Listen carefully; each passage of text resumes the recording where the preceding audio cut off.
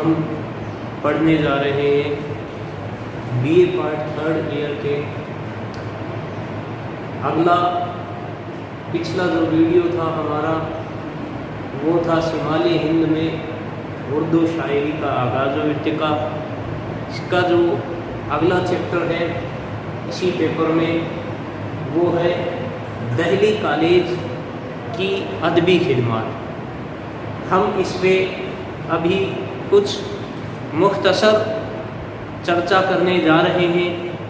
دیکھیے، ہم جانتے ہیں کہ دہلی علم اور تہذیب کا ہمیشہ سے ہی مرکز رہا ہے، ہمیشہ ہی یہ تہذیب تمدن کا گہوارہ رہا ہے۔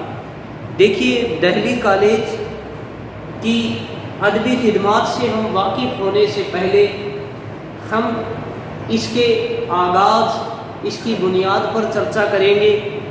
ہم پہلے بتا چکے ہیں، ہم نے پچھلی ککشاؤں میں، پچھلی کلاسز میں، 2nd ایئر میں ہم نے پڑھا تھا فورٹ ولیم کالج کی ادبی خدمات۔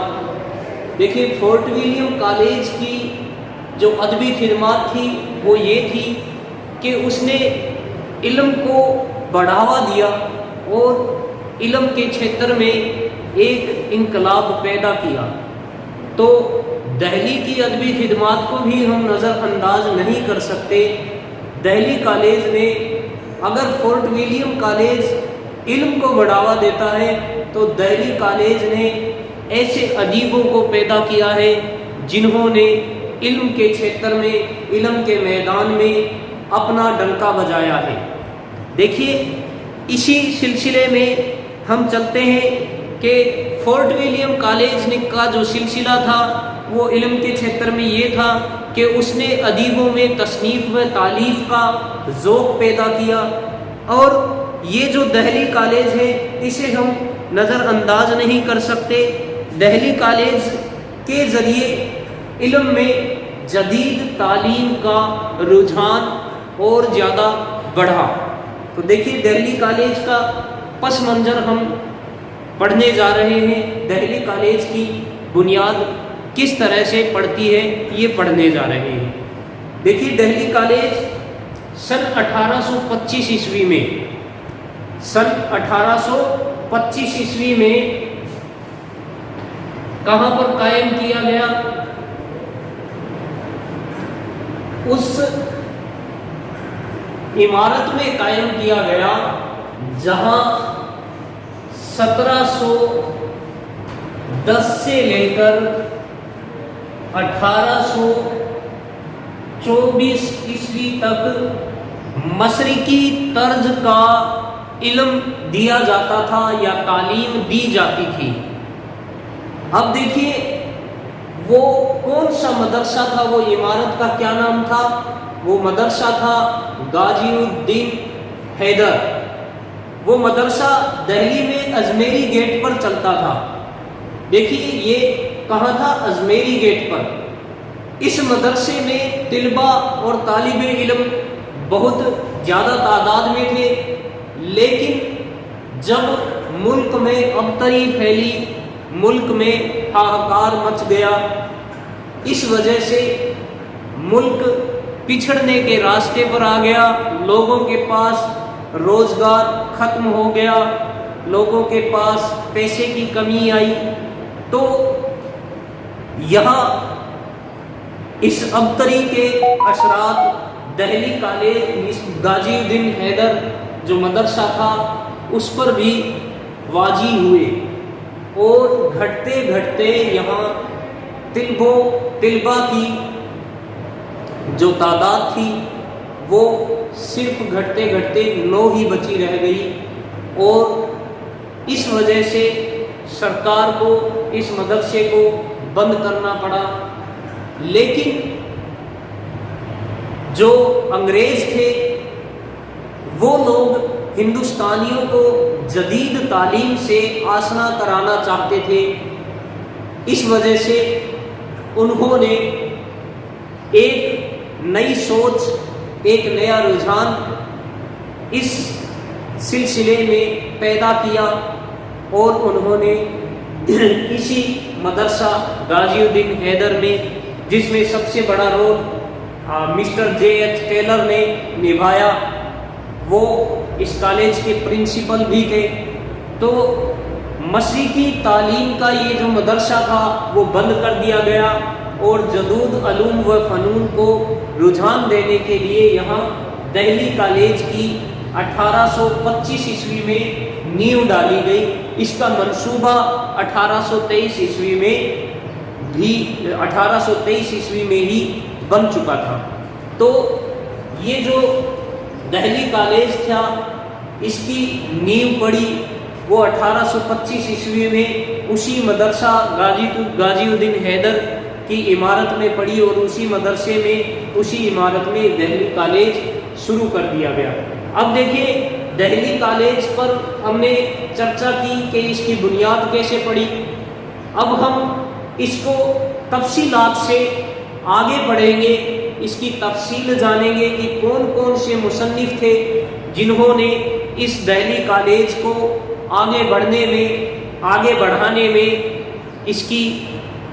اس میں اہم رول ادا کیا۔ وہ کون کون سی شخصیتیں تھیں جنہوں نے دہلی کالج کو بام عروج پر پہنچایا۔ تو چلیے آگے اس پر ہم تفصیلات سے چرچا کرتے ہیں۔ بچوں، چلیے تو اب ہم دہلی کالج پر تفصیلات میں چرچا کرتے ہیں۔ دیکھیے، ہم نے جانا کہ دہلی کالج کا جو مقصد تھا وہ جدید علوم و فنون کو رواج دینا تھا، جدید علوم و فنون کو بڑھاوا دینا تھا۔ دہلی علم و ادب کا بہت بڑا مرکز بھی رہا ہے، تہذیب و تمدن کا گہوارہ بھی رہا ہے۔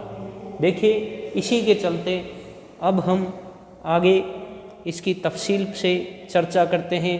ہم نے جانا کہ دہلی کالج 1825 عیسوی میں ازمیری دروازے کے باہر اس عمارت میں قائم کیا گیا جہاں 1710 سے 1824 عیسوی تک مشرقی انداز کی ایک درسگاہ مدرسۃ غازی الدین حیدر قدیم طرز کی تعلیم میں مشغول رہی۔ ملک میں جب ابتری پھیلی تو مدرسہ غازی الدین حیدر بھی اس سے متاثر ہوا، اس مدرسے پر بھی اس کے اثرات قائم ہوئے۔ مالی حالت خراب ہونے کی وجہ سے یہاں طلباء کی تعداد گھٹتے گھٹتے 9 رہ گئی۔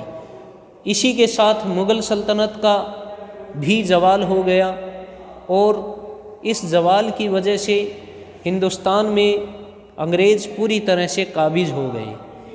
ان کی قابض ہونے سے انگریزوں نے حکومت کی، اور انگریزی حکومت کا خاص مقصد یہ رہا کہ ہندوستانیوں کو جدید علوم سے آشنا کرایا جائے اور انہیں نئے خیالات کے سانچے میں ڈھالا جائے۔ لہٰذا 1823 عیسوی میں مجلس تعلیم عامہ کی جانب سے ایک سرکولر جاری ہوا، جس میں تجویز کیا گیا کہ دہلی میں جدید انداز میں تعلیم کے لیے ایک کالج قائم کیا جائے۔ آخر یہ طے پایا گیا کہ غازی الدین حیدر کے جو مدرسے کی جو عمارت ہے اس کو اس کام کے لیے استعمال کیا جائے۔ اب دیکھیے، انہوں نے یہ منصوبہ تیار کر لیا۔ 1823 عیسوی میں یہ سرکولر جاری ہو چکا تھا، لیکن اس مدرسے کو کھلنے میں پھر بھی اس دہلی کالج کو کھلنے میں پورے 2 سال لگ گئے۔ اس کی عمارت اس کو قائم کرنے میں جو بیچ کا وقفہ رہا، اس میں لوگ یہ کاوشیں کرتے رہے، یہ کوششیں جاری رہی کہ کسی طرح سے پھر سے مشرقی علوم کا یہ مدرسہ شروع ہو جائے، لیکن انگریزوں نے پوری طرح سے ہندوستان پر اپنے قدم جما لیے تھے۔ اسی کے چلتے آخر کار یہ طے پایا گیا کہ اس مدرسے کو بند کیا جائے اور اس کی جگہ پر دہلی کالج کی بنیاد ڈالی جائے۔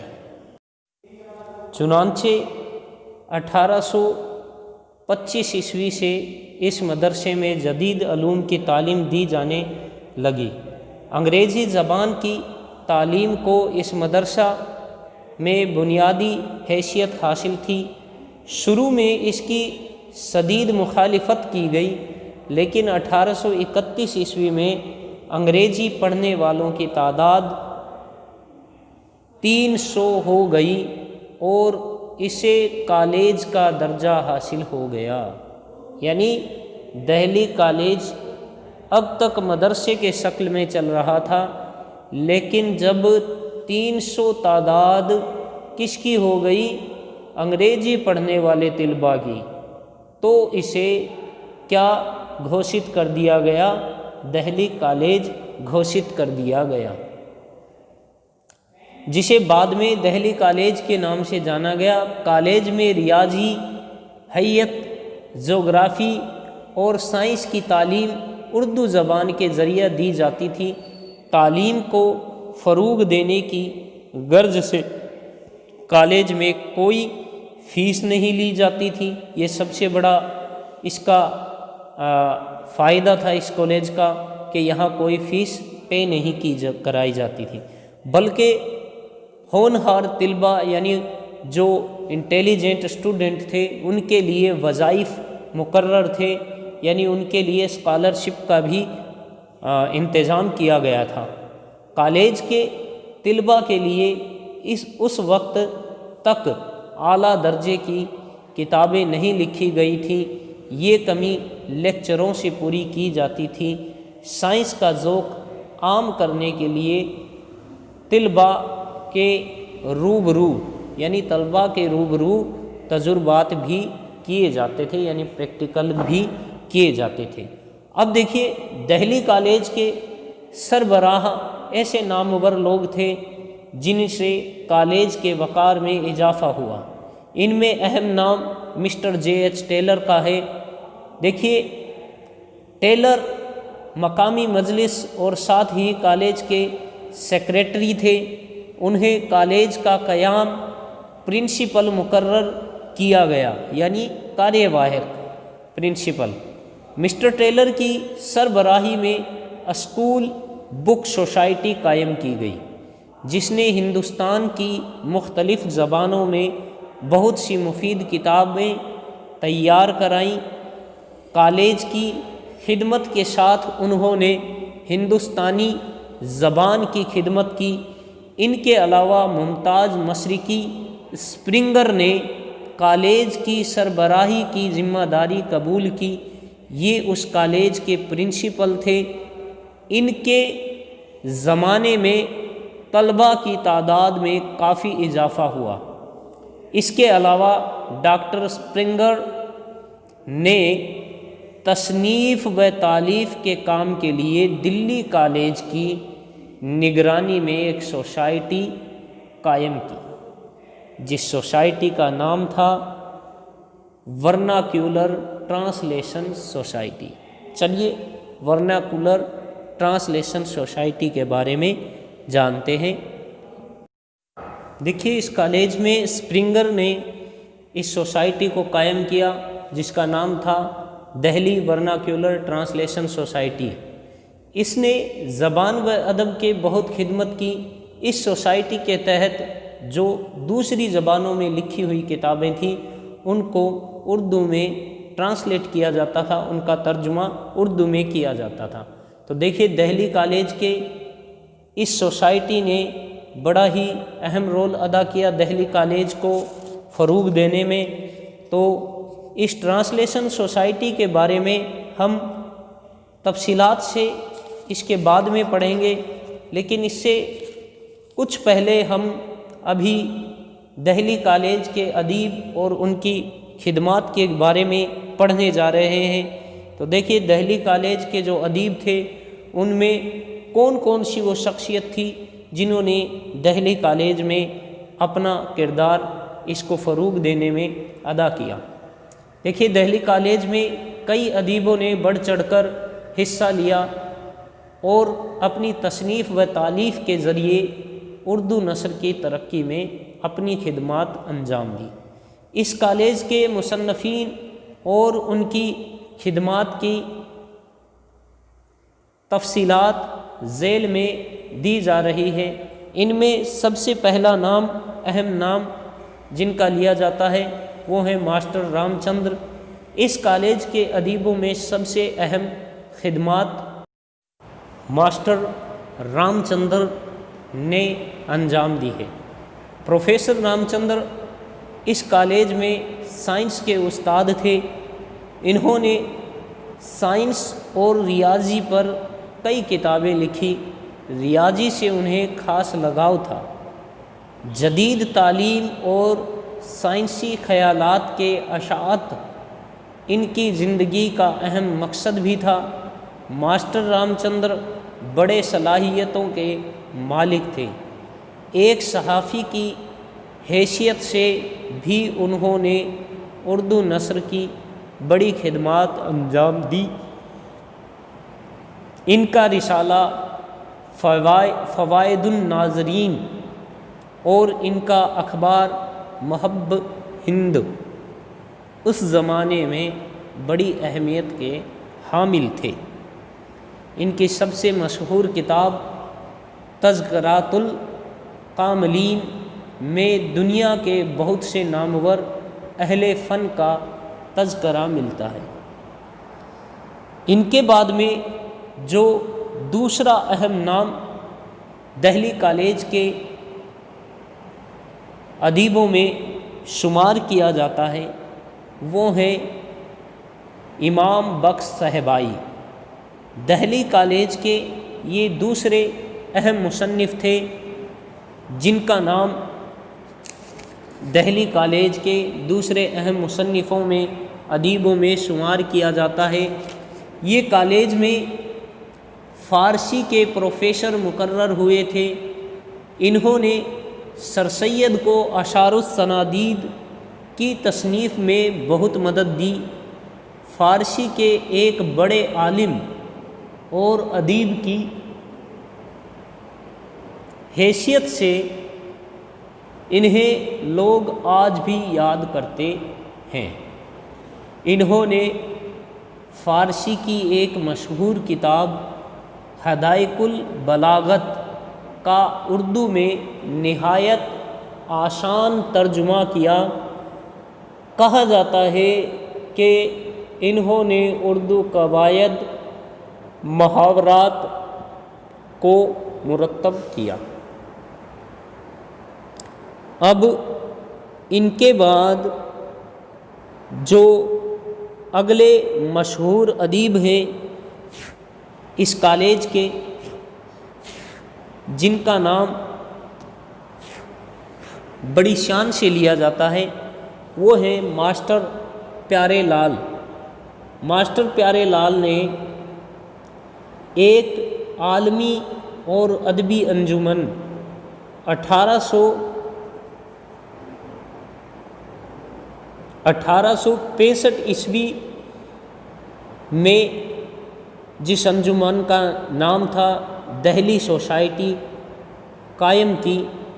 ان کے علاوہ مولوی ذکاء اللہ، مملوک اعلیٰ مولوی کریم الدین، منشی نارائن آرام، رام کشن دھرم نارائن، مولوی سبحان بخش، مولوی احمد علی، مولوی حسن علی کے نام قابل ذکر ہیں۔ ان اصحاب نے درس و تدریس کے علاوہ تصنیف و تالیف میں بھی نام کمایا۔ اس طرح سے ہم نے جانا کہ دہلی کالج کے جو مصنف تھے، جو مشہور مصنف تھے، انہوں نے دہلی کالج کو ترقی دلانے میں کس طرح سے اپنا کردار ادا کیا اور کیسے انہوں نے اردو نثر میں بھی اپنا اور اردو نثر کی ترقی میں بھی اپنا اہم رول ادا کیا۔ اس کے بعد میں ہم اس کالج میں پڑھنے والے جو دہلی کالج کے طلباء تھے، اسٹوڈنٹس تھے، ان کے بارے میں چرچا کریں گے کہ کون کون اس کالج میں پڑھ کر ہندوستان کے جو تاریخ میں جنہیں ایک الگ شخصیت کا مالک سمجھا جاتا ہے، ایسے ایسے طلباء، ایسے ایسے اسٹوڈنٹ اس کالج سے نکلے جو ہندوستان میں اردو ادب کی خزانے کے ایک بیش قیمتی ہیرے کی طرح آگے چل کر چمکے۔ تو اگلے حصے میں ہم ان طلباء کے بارے میں جانیں گے جو دہلی کالج میں طالب علم تھے۔ شکریہ۔